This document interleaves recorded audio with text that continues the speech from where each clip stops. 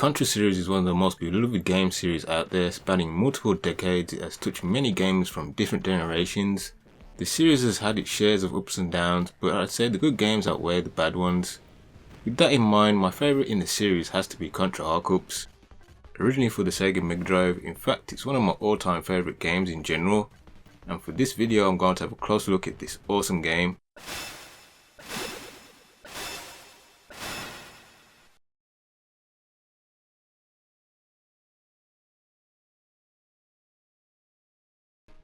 This game came out in 1994 and I have been playing it since then, and I will never get bored of playing it ever.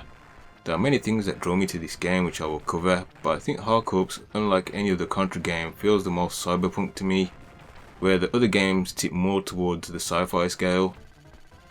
Hardcorps very much reminds me of things like AD Police and Appleseed. The game's world building matches those two animes, which I'm also a fan of. There are many similarities. For example, take the Balls to War intro to Hardcorps, where you burst through everything in your armoured van. That same exact thing happens in the intro to one of the episodes of AD Police. Hardcorps is of course a hectic, fun run and gun shooter that just throws an army of soldiers, robotics and aliens at you to blast away with 1 or 2 players. This game, which I'm looking at is the US release right now, is known to be a brutal game, considered to be one of the hardest in the series, with 1-hit kills and only 3 lives at the start and only 5 continue to get you through the whole game. It's going to be a challenge for sure, and you shouldn't feel bad if you can't even get off the first level. Contra Hardcorps is like a hard knockout punch to the face in the first round. Hardcorps' story is set 5 years after the Alien War events in Contra 3, where some alien cells are being kept over in some lab, but that lab is then mysteriously attacked and the cells stolen. You as the Hardcorps team have been sent in to find out who did it and put a stop to whatever plans they have. This game gives you 5 slots for weapons through to A, B, C, D and E. The last slot, E, is reserved for your bombs, which are hard to come by, so don't waste them. The other slots will house unique weapons for each character, as there are 4 playable characters for you to pick from with their own styles and gameplay. Poward, or what I like to call him sometimes, Budget Bill, as in the budget version of Bill Riser, not only in terms of looks, but he uses weapons that Contra 3 fans will gravitate to. He was actually designed for this purpose, to give Contra 3 fans a good place to ease into this brutally hard game. He's a great character to pick, as most of his weapons are quite good for any situation. Slot A will house Ray's Vulcan laser. This is a very rapid firing weapon and can sometimes pierce through barriers. It has about mid-range damage, so it might take you a while to take down bigger enemies with this. Slot B is the Crash. This is Ray's strongest weapon and one of the best in the game, and you want to protect this thing with your life, literally. You do not want to lose this. It shoots out exploding missiles in a straight line and will tear apart tougher enemies and bosses. Slot C is for the classic Contra spread weapon. I mean, if you played any Contra game, you know all about this weapon. It may not be powerful, but it covers so much of the screen, you'll find it harder to miss your targets using this. Plus, when you get more skilled, you can use the array of bullets up close to kill things even faster. Slot D is filled with homing missiles. Not much to say about these, they do exactly what it says on the tin. They are weak though, but that's the case for most homing weapons in Contra games. A good weapon to use if you're not sure where a boss's hit points are. Next up is Sheena, who is someone I often pick. She's pretty much the counterpart to Ray. Her slot A is the Genocide Vulcan, a very decent machine gun that covers the bases for most encounters. Slot B is the Shower Crash. This shoots out nades in a slight arc. It's a short range weapon at heart, but you can get more distance out of it if you shoot at an angle. Best used when you're hanging on walls. Slot C is for the Break Laser, which is probably Sheena's strongest weapon. It shoots powerful long lasers in a straight line and is able to pass through barriers. When you're dealing with small hit points on bosses, this weapon is hard to land hits with, but other than that it's great. The Axe Laser takes up her last D slot. This is Sheena's homing weapon. Its tracking is very good, but it's a weak weapon. A good one to use if you're a beginner player. Next up is everyone's favourite little robot, Browny. He is by far the easiest character to use and has the best weapons for beginner players. I would go as far as to say in the right hands that Browny is OP. He is so short most attacks will fly over your head. He has the longest slide out of all the characters, the most versatile weapon selection, and he is the only character that can double jump. and then catch airtime by holding the jump button down again. Browny's victory laser in slot A shoots an endless stream of blue arrow shaped projectiles that have great sweeping attack as you change direction of fire.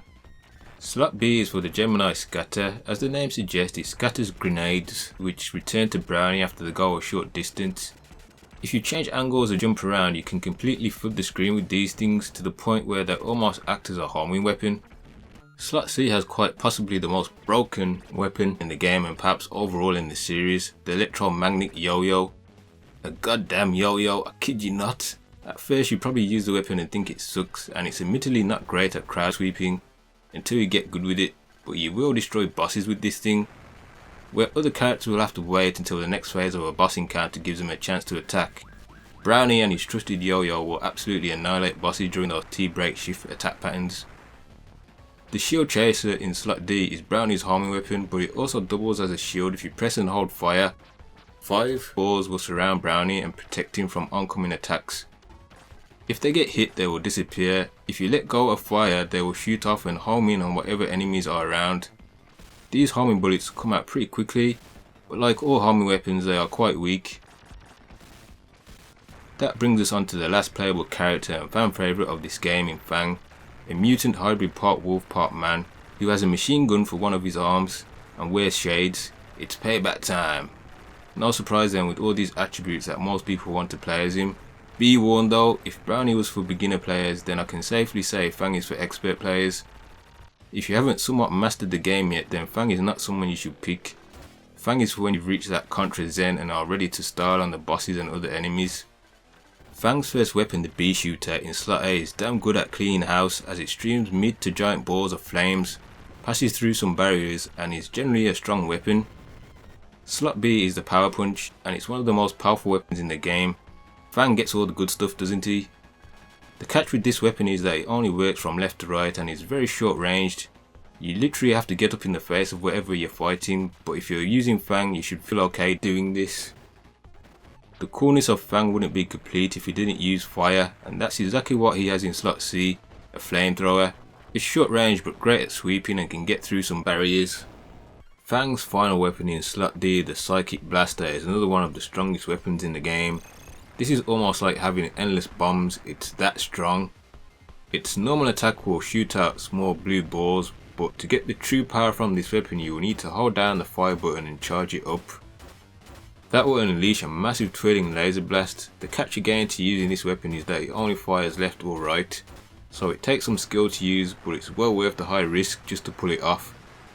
So that's all the playable characters out the way, but the game adds even more NPCs with their very own characteristics that help give that extra personality to the game that you don't find in many Contra games. I'll start off with the other good guys. Commander Doyle, the leader of the Hardcorps, he will bark the mission briefings at you just before you go out. That's pretty much all he does. The classic angry police chief you might find in action movies from the 80s and 90s. They're police that show up to help you depending on what route you picked. A good friend indeed. Now for the bad side of things, Major Beaumont, who is the main villain of the game. He plans to overthrow the current government to take over in world domination by using the alien cells to help reach his goals.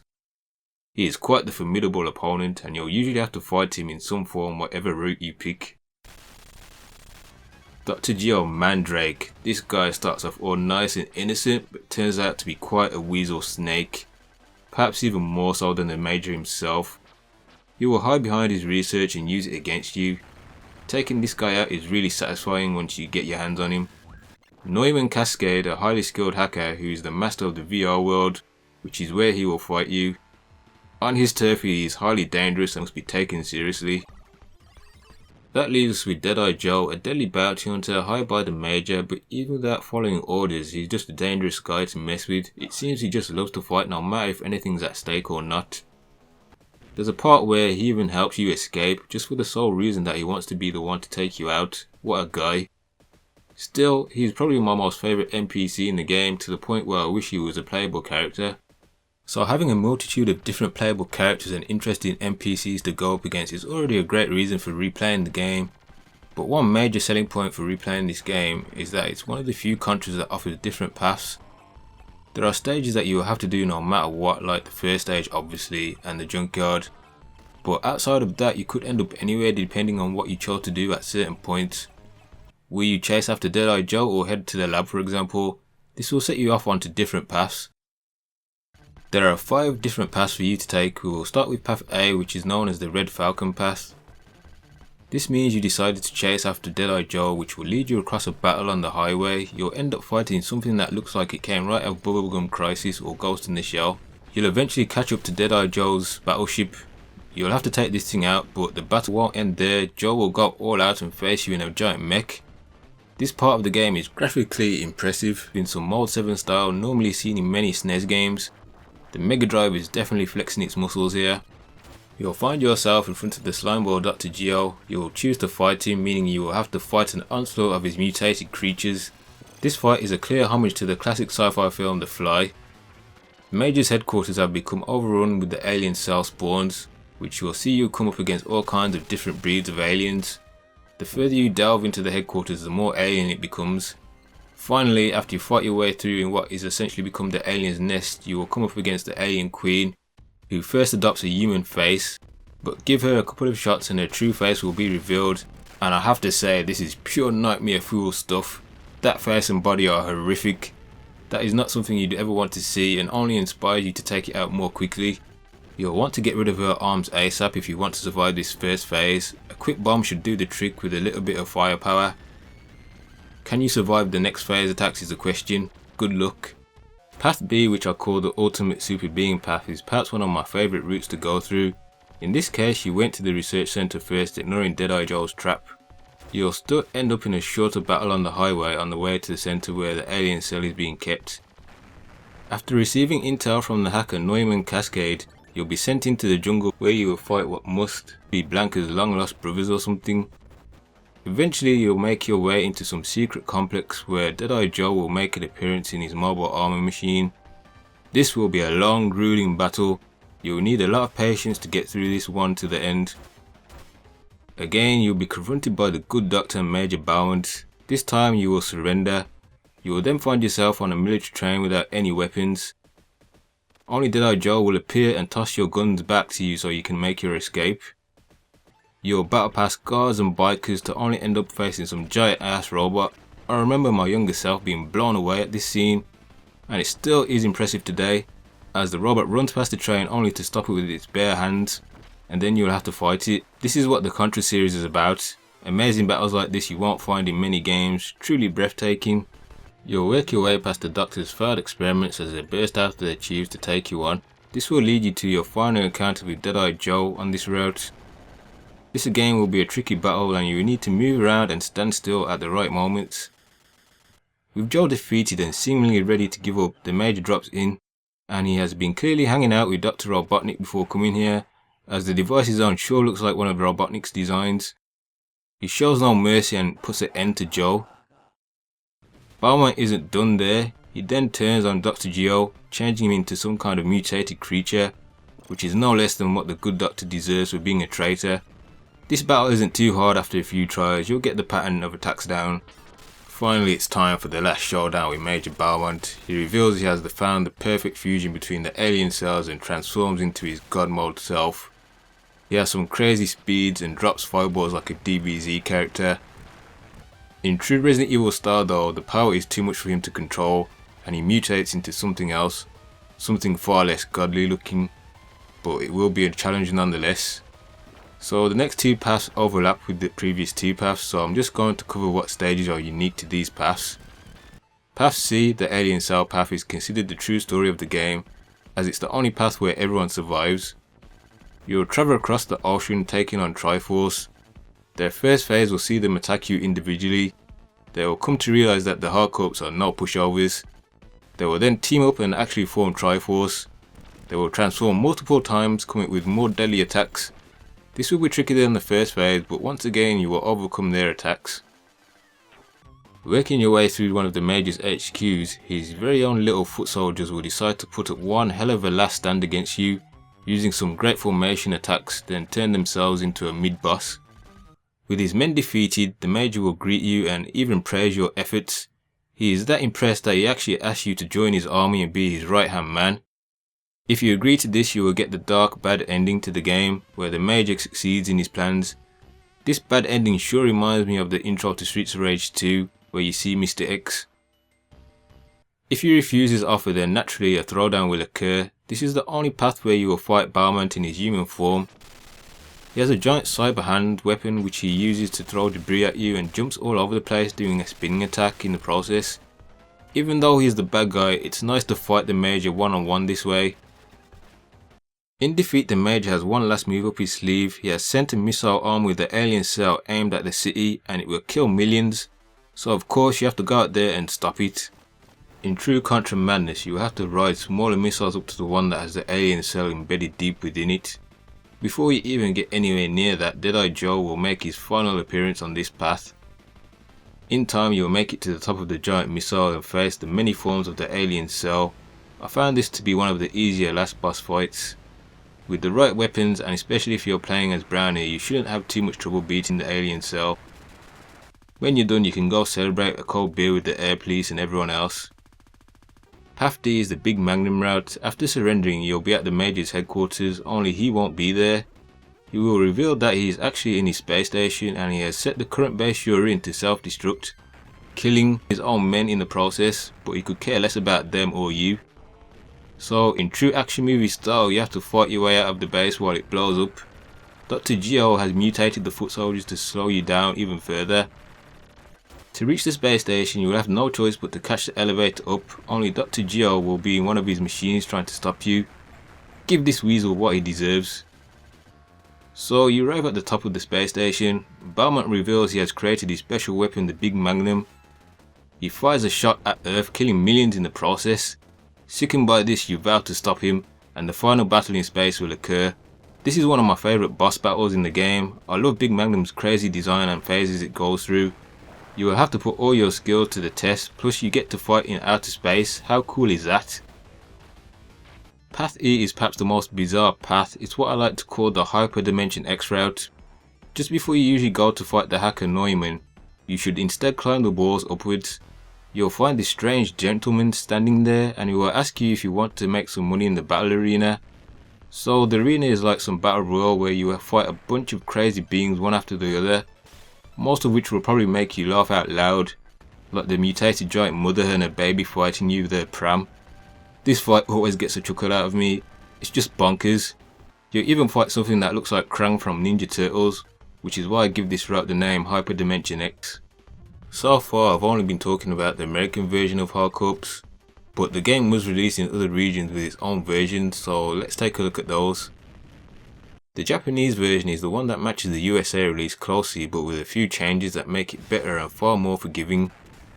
The biggest change is that you now have life bars, so no more one-hit kills. You get 3 life bars before you lose 1 life. This of course makes the game far easier than its American counterparts. Not only that, but you get unlimited continues, unlike the 5 you get in the US release.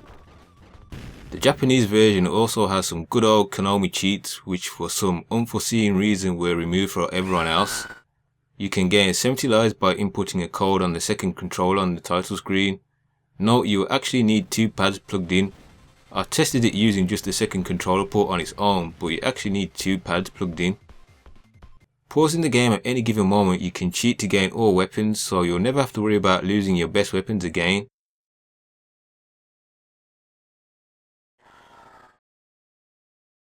You have a cheat that allows you to go into debug mode, which to be honest is a bit useless unless you want to study bosses' frame data.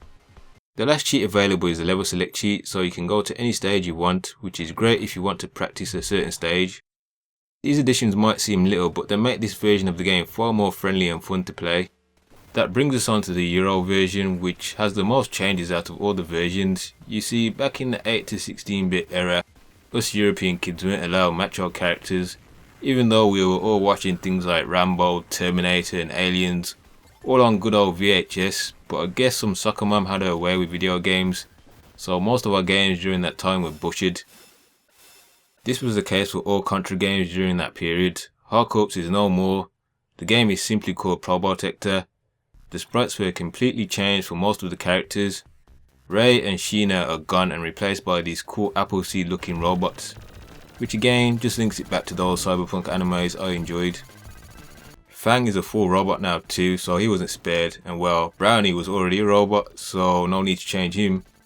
They even turned Commander Door into a robot. Everyone is a goddamn robot. I mean, the Commander was a robot the whole goddamn time. What the hell? There are more living among us in America. Well, now that's insane. Not really, General. Now just what in the hell do you think you're doing? You see, it would appear that Hollow children actually believe they're human. Well, this is bullshit. I'm no goddamn...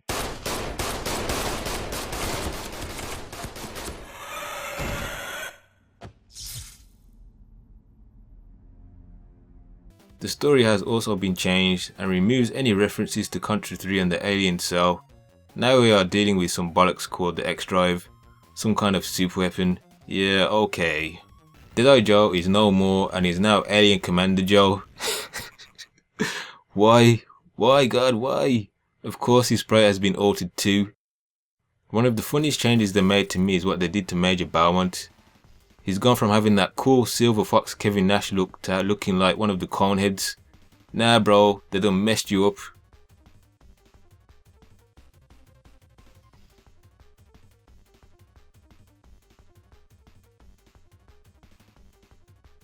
I'm going to show you a few more examples of changes by playing the same exact path in this and American version. In this case, the Super Ultimate Being path.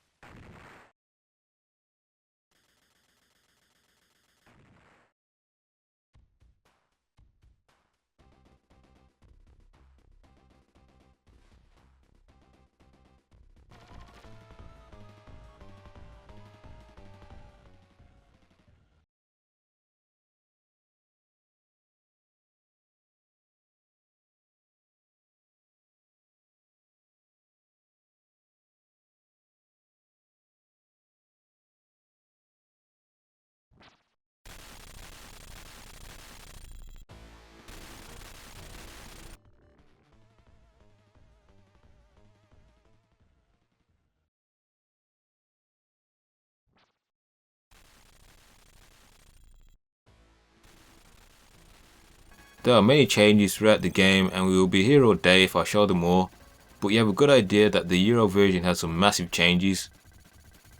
The Power game also retains the American side of going back to one hit kills and only 5 continues and 0 cheats. There's no real reason to be playing this version of the game, other than if you want to check out the bizarre Euro version of Contra Hardcorps. So lastly, that brings us on to the final version of the game, and in my opinion it's the best version of the game. It is in fact a fan hack. Now normally fan hacks tend to go far off into the deep end like some bad fanfic. Sometimes however you get fan made hacks that not only do the game justice but make them better than the original. A good example of this is Christian Whitehead's work on Sonic CD, which made improvements that made it better than the Mega CD version. Just little tweaks here and there. That's exactly what Hardcorps Enhanced Edition is. It takes the good things from the US and Japanese versions and mixes them together. So you now have energy bars, or the classic Konami cheats, which can now all be done on one player's controller, so no need for 2 pads. Unlimited continues, and you can now even skip Commander Doyle's mission briefings, which you couldn't do on any other version of the game. And of course you can enjoy the story with it being in English. This makes Enhanced Edition the best version to play, especially if you have been struggling with the game or want to play co-op with someone who is not as good as you and you just want to have fun playing Contra. So if you made it this far, I think you're worthy of some tips to help make you a Contra master. Playing most of the time you might find yourself in a panic, and when it comes to switching weapons this can cause you to pick the wrong one or use one of your bombs by mistake. But you can pause the game and still choose a different weapon. This will give you lots of time to think of what weapon to select. You can abuse this further if, for example, you know for certain that you're about to take a hit and really don't want to lose a weapon. Pause the game and either select a weapon you're okay losing, or better yet, select bombs, as you will never lose those. Fang abuse time. Since Fang has one of the strongest weapons in the game, the Psychic Blaster, which normally you have to charge up to get the full power out of it, there are actually two ways to instantly do the attack without any charge time at all. The first way is to select slot B, the power punch. Do this attack. As soon as you press the attack button, press the pause button straight away. Then select slot D, the Psychic Blaster. You will find the full powered up version will come out straight away. It's real easy to do and a great trick to use. The second way is slightly trickier, but I think you should be skilled enough to eventually pull it off. For this method to work, you need to skip collecting or having slot C weapon, the flamethrower. Now, just as before, select slot B, press the attack button, immediately switch to slot D, and again you will see the full powered Psychic Blaster come out without needing to pause the game. This is the fastest way to do the move. Of course you will have to sacrifice having a flamethrower, but hey, a full powered Psychic Blaster is well worth it. My final tip is to abuse the hell out of the slide. It's not just there for you to look cool. Sliding gives you iframes. It's a very short time, but nonetheless you are totally invincible during that moment. It's a hard thing to master for sure, but when you've nailed it down, you will make complete mockery out of those bosses you face. So you've gone through all this, but which are the best ways to actually play Contra Hardcorps? Well, of course you have to start with the original hardware. Now the US release is at a pretty decent price, meaning it's within an obtainable price if you're really into it. The PAL version is the same, although I would never buy it again knowing the changes they made and it running at 50Hz. Trust me, when you've played the game as much as me, you feel the difference. I say these are reasonable prices because the Japanese version goes for crazy money. I love this game, but I could not drop that kind of money on one single game. It's your money, so it depends if you're a shelf collector or somebody that just wants to play the game. If that's the case, then the Contra collection, which is available on PC, Switch, PS4 and Xbox One, is a great way to play Hardcorps. Not only that, but it has a whole host of other great Contra games on it. This is a must buy for any Contra fan. It has all the versions bar one of Hardcorps, and even the PAL version running at 60Hz. Of course the hacked enhanced version is missing, but that's to be expected. Which brings me on to my preferred way to play Hardcorps, using the Mega Drive Mini. Whichever region you buy, you'll get all the official release versions of Contra on there. Since I made my mini video, I've modded it to add a few extra games on there, which one of course is the enhanced version of Contra Hardcorps. Getting to play Contra with real Sega pads will mostly trump other ways for me. Of course you can always go the emulation route on PC, there's no shortage of ways for you to play this awesome game. Without a doubt it's in my top 10 games of all time, and it's just a fantastic game from top to bottom. Graphics, gameplay and sound design which totally match the intensity the game brings to the table. I know you can never say something is perfect, but goddamn, this is close to perfection. Thanks very much for watching this video and see you next mission.